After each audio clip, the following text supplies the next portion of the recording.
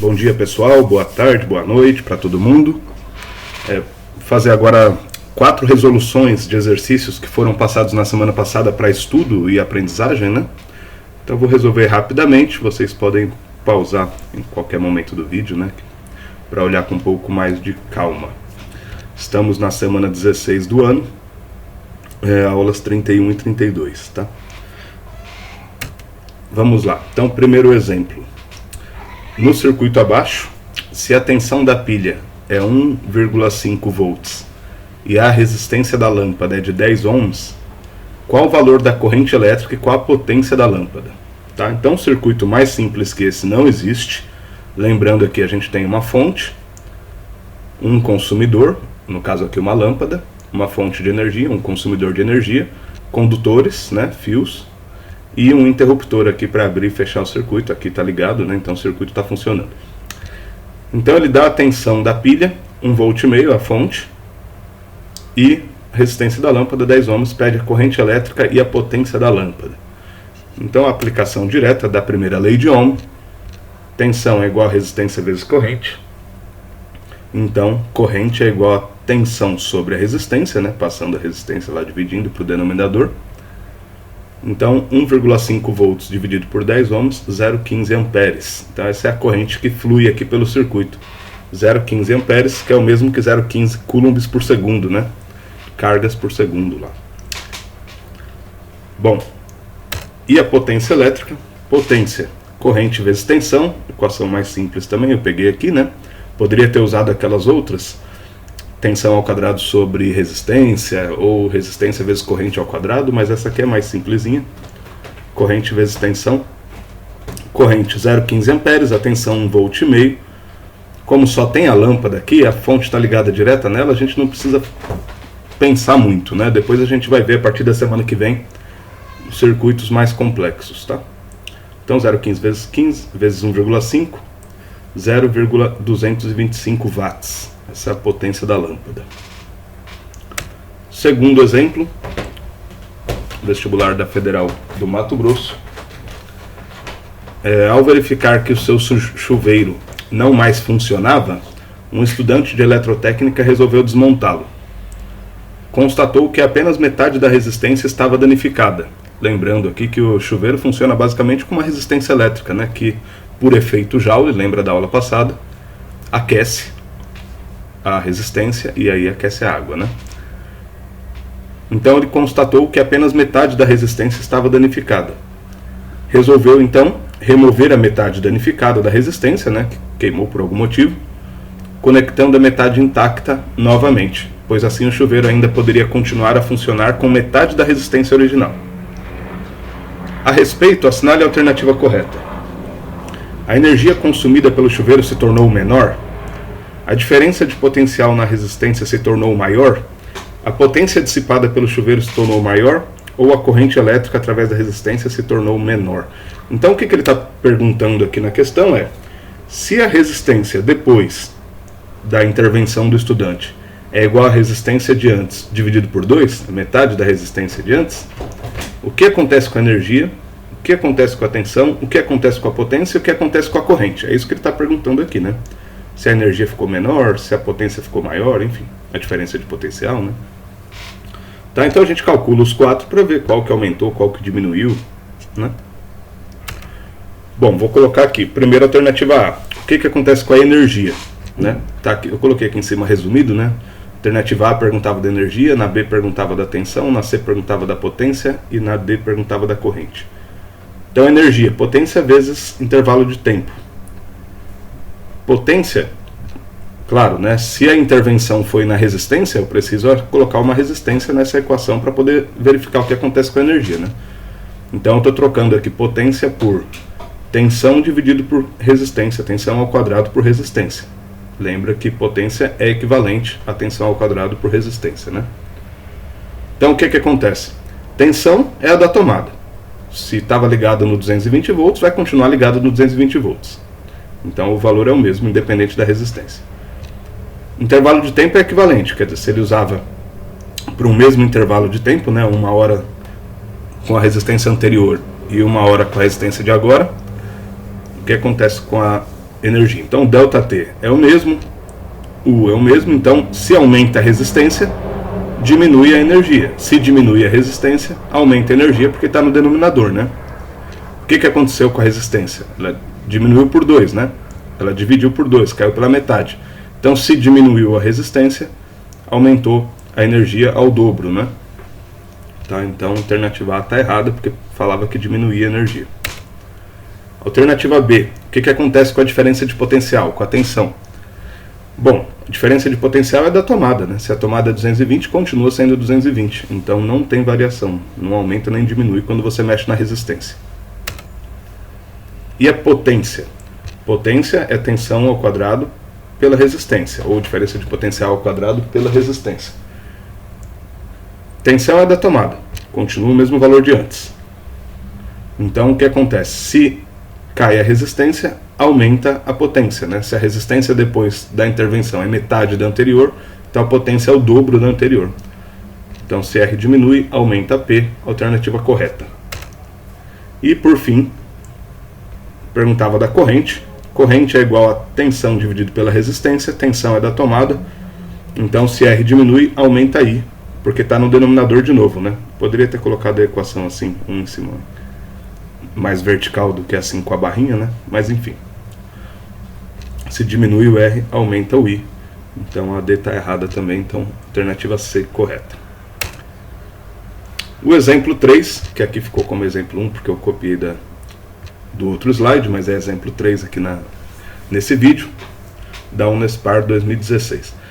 Sabemos que a função dos fusíveis é proteger a instalação elétrica, atuando como um interruptor de segurança. O fusível, em qualquer instalação, deve possuir amperagem menor que a suportada pela fiação. Então perceba, né? O fusível tem que ter uma amperagem menor que a da fiação, mas tem que ser maior que a corrente que pode ser atingida pela instalação. Então, claro, se você projetou um circuito lá com uma instalação para consumir 1 ampere de corrente, o fusível tem que ser um pouco maior que 1 ampere de corrente, né? 1,5, 2 amperes, porque se ele for menor que a instalação, ele vai desligar toda hora achando que está tendo problema, né? Considere uma sala de estar com instalação para uma TV de 250 watts, 3 lâmpadas de 60 watts, um ventilador de 150 watts e um home theater de 600 watts, ligados a uma tensão de 110 volts. Então você ligou um monte de aparelho aqui na rede de 110 volts. Uma TV, 3 lâmpadas, um ventilador e um home theater. Calcule a corrente elétrica do circuito se todos eles forem ligados ao mesmo tempo. Baseado nisso, assinale a alternativa que contém fiação e o fusível mais adequados para garantir a segurança do circuito dessa instalação. Então eu preciso calcular a corrente, certo? Quando está tudo ligado, e avaliar qual a alternativa que fala sobre a fiação e o fusível mais adequados. Por exemplo, a alternativa A, fiação que suporte até 10 amperes de corrente e fusível de 8 amperes são suficientes, pois a corrente total é aproximadamente 10,73. Essa alternativa A já não poderia ser, né? Já está errada, porque se a corrente for, a gente ainda não calculou, mas se a corrente for de 10,73 amperes, fusível não pode ser de 8. Fusível tem que ser de 11, 12, né, para suportar essa corrente. Senão ele vai desligar o circuito achando que tem alguma coisa errada, né?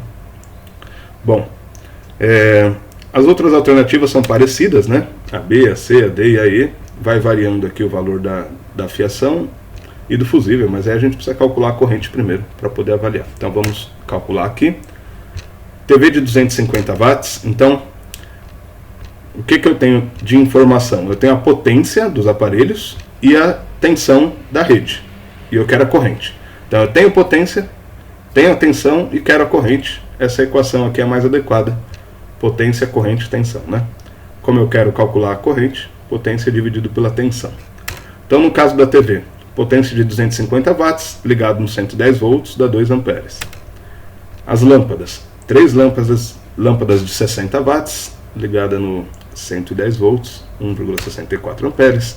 Ventilador, 1,36 amperes. O home theater, 5,45 amperes. Passa mais corrente aqui porque ele é mais robusto, né, em termos de potência. Então, o total, 10 amperes e 72. na soma aqui da corrente que vai passar pelo fio.